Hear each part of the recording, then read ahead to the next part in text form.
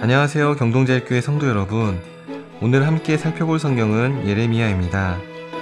예레미야라는 이름의 뜻은 문자적으로 하나님께서 던지시다라는 뜻이며, 이는 기초를 세우신다는 뜻으로 볼 수 있습니다.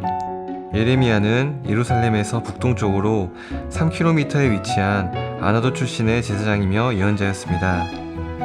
예레미야는 주전 626년부터 580년까지 46년간 활동하였습니다. 예레미야가 사역을 시작한 것은 요시야 왕 때였으며, 이후 여호와하스, 여호야김, 여호야긴, 시드기야로 끝나는 유다 왕들의 통치 시기와 이후 포로에 끌려간 이후에도 사역을 계속하였습니다.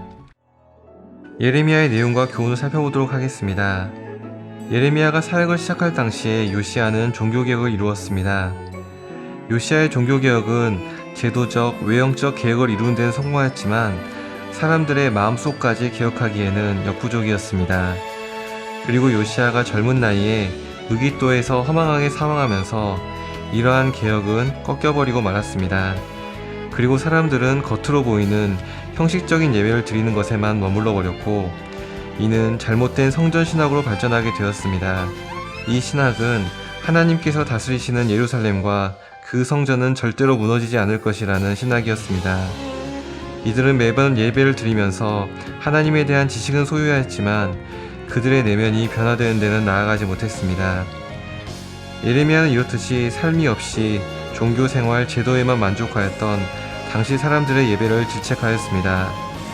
하지만 예레미야의 메시지를 들은 사람들은 자신들의 생각을 고치는 대신에 바른 말을 전하는 예레미야를 잡아 가두고 괴롭혔습니다. 결국 유다는 멸망하게 되었고, 이들이 가지고 있었던 성전에 대한 낙관주의도 함께 무너지게 되었습니다. 예레미야는 무너진 나라, 무너진 성전에서 하나님께서 주신 새 언약을 선포합니다. 하나님께서는 유다 백성들이 하나님과 맺은 언약을 파괴하였다고 말씀하십니다. 하나님께서는 새로운 언약을 세우실 것이고, 이 언약은 기존의 돌에 새기는 것이 아니라 마음에 새긴 언약이 될 것이라 말씀하십니다. 보이는 예루살렘 성전은 무너졌지만 내면에 하나님의 법이 새겨진 자들은 하나님께서 새로운 이스라엘, 영적 이스라엘로 세우시고 지키실 것이란 약속입니다. 이 메시지를 통하여 나라가 없는 가운데서도 이스라엘은 신앙을 지킬 수 있었습니다. 잠시 우리가 드리는 예배를 생각해 보겠습니다. 예배는 무엇일까요? 정해진 시간에 정해진 장소에 나오는 것으로 예배가 드려지는 것일까요? 예배의 자리에서는 하나님의 말씀에 대해 생각하지만 삶의 자리에서 하나님의 말씀과 상관없이 살아간다면 우리는 예레미야가 질책했던 과거의 남유다 사람들과 똑같을 것입니다. 예레미야는 우리에게 하나님께서 기뻐하시는 예배에 대해 말합니다.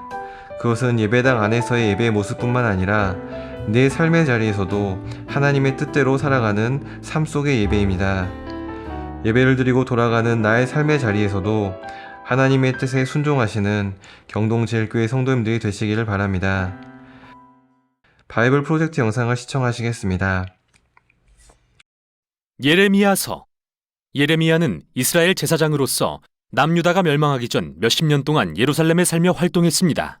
그는 이스라엘이 받게 될 엄중한 심판을 경고한 선지자였는데, 이스라엘이 우상 숭배와 불의로 하나님과의 언약을 어겼기 때문이죠. 그는 심지어 하나님이 이스라엘을 심판하고자 바벨론을 사용해 예루살렘을 파괴하고 백성을 포로로 끌려가게 하실 것도 예언했는데, 슬프게도 그의 예언은 현실이 되었죠. 예레미야는 예루살렘이 포위되고 파괴될 때 거기 살았고 포로로 끌려가는 것도 지켜봐야 했습니다. 이 책은 참 재미있는 방법으로 만들어졌는데요. 36장을 보면 하나님은 예레미야가 예루살렘에서 활동한 지 20년 후에 그에게 모든 설교, 시, 수필을 모아 기록하라고 말씀하십니다. 이에 예레미야는 바룩이라는 서기관을 고용해서 그에게 모든 자료를 두루마리에 기록하게 했는데, 바룩은 예레미야에 관한 이야기도 많이 모아 이 모두를 하나로 연결했죠. 이게 바로 이 책이 마치 하나의 문집처럼 읽히는 이유이며, 책 전체가 선지자 예레미야를 하나님의 공의와 은혜의 선포자로 표현하기 위해 구성되어 있습니다.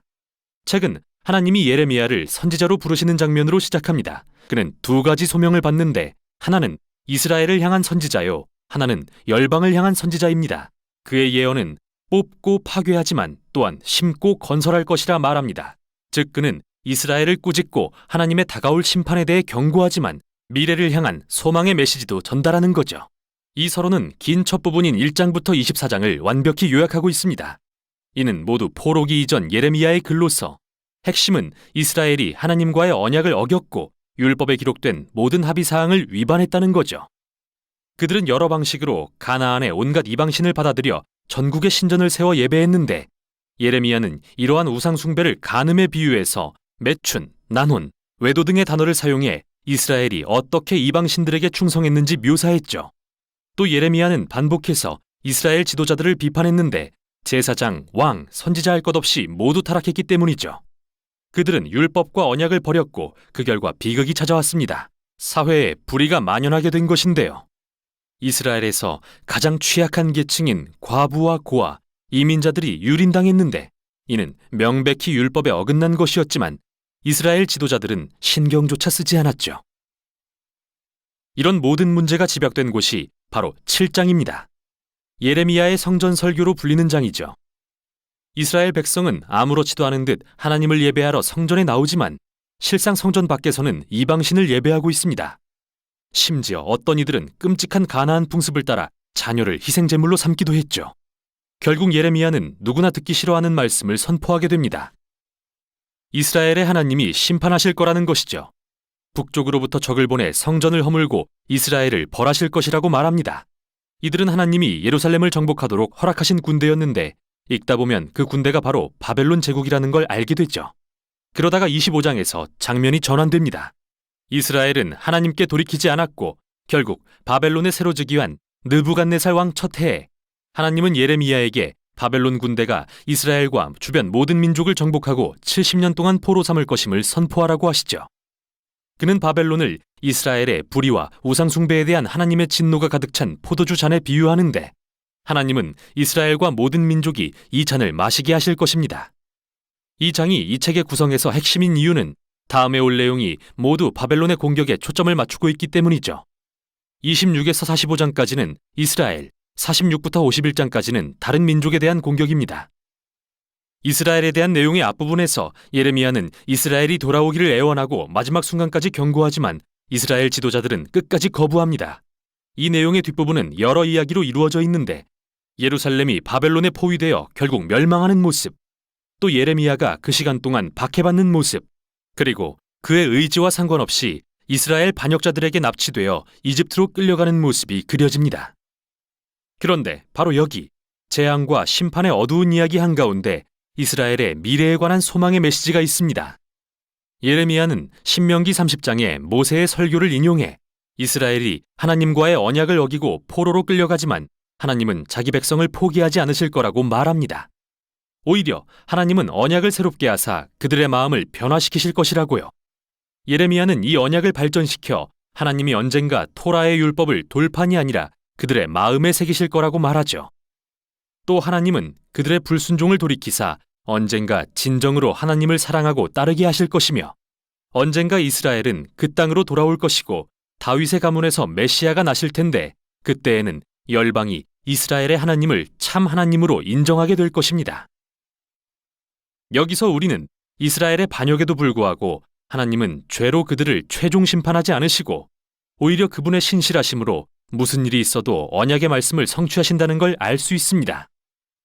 다음에 나오는 여러 시들은 하나님이 바벨론을 이용해서 이스라엘 주변 민족들을 심판하시는 모습을 묘사하는데 이집트, 블레셋, 모압, 에돔, 암몬, 다메섹, 하솔 등이 나온 후 놀랍게도 맨 끝에 숨겨진 가장 긴 시는 바벨론에 대한 하나님의 심판에 관한 것입니다.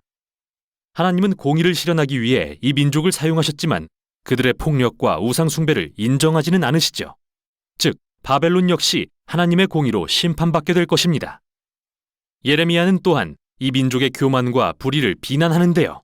여기에 등장하는 바벨론의 위세는 대단한데 이는 창세기 11장의 바벨의 이미지를 떠올리게 하죠.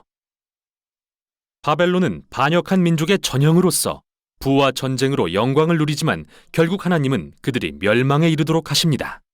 이 책은 열왕기하의 마지막에 나왔던 이야기로 마무리됩니다. 바벨론의 마지막 예루살렘 공격에 관한 것으로서 어떻게 성벽을 파괴하고 성전을 불태웠으며 백성들을 포로로 끌고 갔는지 묘사하죠. 이 이야기는 예레미야가 1장부터 24장에서 경고했던 심판이 어떻게 성취되는지 보여줍니다. 그런데 이 장은 포로로 사로잡힌 이스라엘 왕 다윗의 후손인 여호야긴에 대한 짧은 이야기로 끝이 나는데, 바벨론 왕은 그를 감옥에서 풀어주고 호의를 베풀어 평생 동안 왕의 식탁을 누리도록 허락하죠. 이 책은 이렇게 끝이 납니다.